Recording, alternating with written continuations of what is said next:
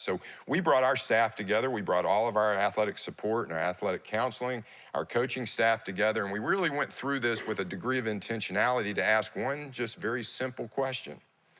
If you're going to engage in the life of the community, you're going to choose Division II, you're going to be the front door to community, so what, right? So what? The whole concept around community engagement is bringing people to your campus.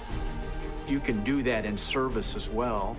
You can build out the frame of a Habitat for Humanity home in the parking lot of your athletic field house, reading to a school.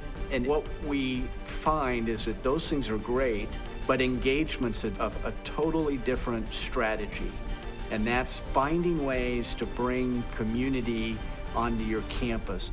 We've seen tremendous energy and activity in community engagement, but what Jim Ditto provides is somebody that's actually sat in the seat of being a Chamber of Commerce executive, that's actually been involved in trying to organize a meeting between the mayor and the chamber exec and the city officials and the university president.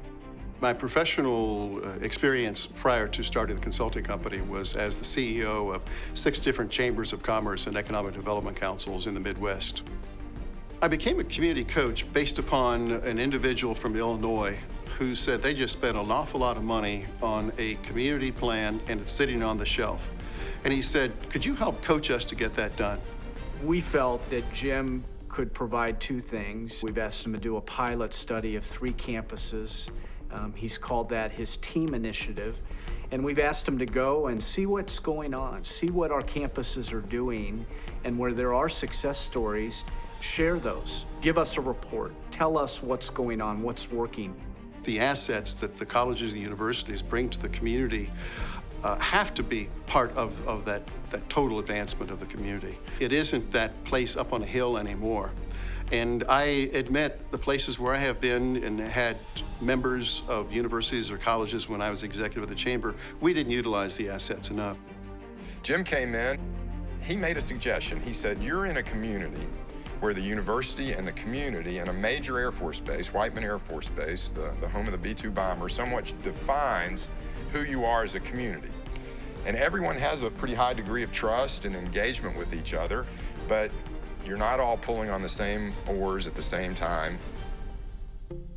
One thing that we're learning at the University of Central Missouri through the outstanding leadership of Dr. Chuck Ambrose is that you can be at the table with the other community leaders without dominating. You can provide leadership on par with them. We probably had 15 different community plans.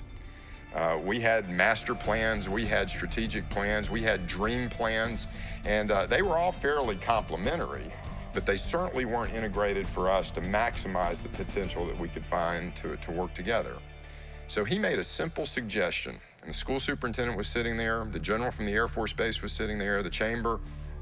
He said, what if we work to create a common sense of shared vision for the potential of this community, and we allow students to be the facilitators of this process? We're all in this together, literally, and that's where I see the student athletes being so very, very valuable. They have respect within the community for what they've accomplished on the field or the court. We began the process back by introducing them to the concept of student servant leadership. Servant leader is simply a leader who's focused on serving others. So a servant leader doesn't ask, how do I get power? How do I make people do things? The servant leader asks, what do people need? How can I help them to get it? What does my community need to do? How can I help my community to do it? The essential component is taking the initiative to identify and then meet the needs. And here's my analogy. If you ask the students to show up on Saturday to clean the park, you're doing community service, and that's a good thing. If you ask the students to show up on Saturday and clean the park and then reflect on it, think about it, talk about it, maybe write a little essay about it, you may be doing service learning.